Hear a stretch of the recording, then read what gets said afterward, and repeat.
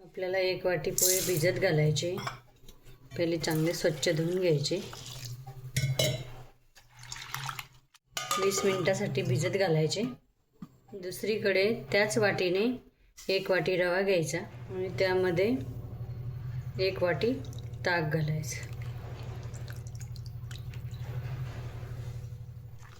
छान असं मिक्स करून घ्यायचं।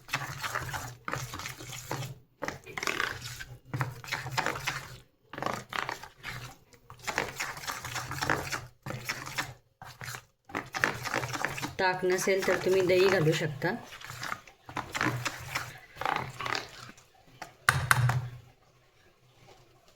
हे 10 मिनिटांसाठी झाकण ठेवायचं।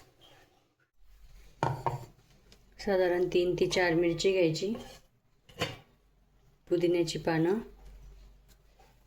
1 अर्धी वाटी मटार,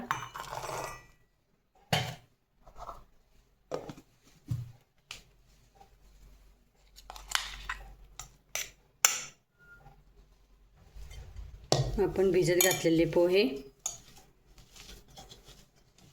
छान कुस्करून घ्यायचे।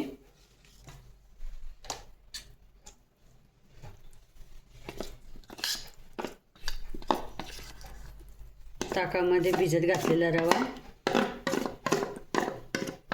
टाकून द्यायचा। ते एकजीव करून घ्यायचं पुन्हा।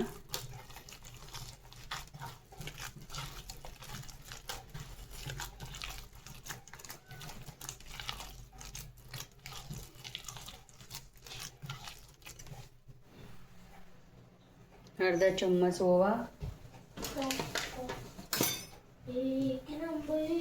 चवीनुसार मीठ आणि आपण हे बारीक केलेलं मिश्रण घालायचं त्याच्यामध्ये।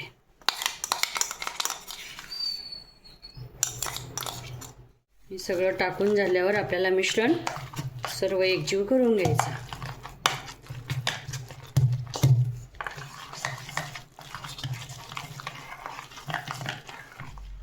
मिश्रण एकत्र केल्यानंतर आपल्याला 1 चम्मच इनो घालायचा। इनो नसला तरी तुम्ही खाण्याचा सोडाही घालू शकता।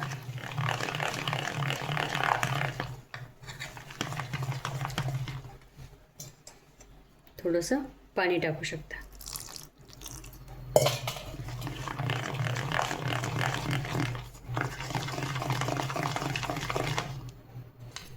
चला आता इडली पात्राला तेल लावून घेऊया।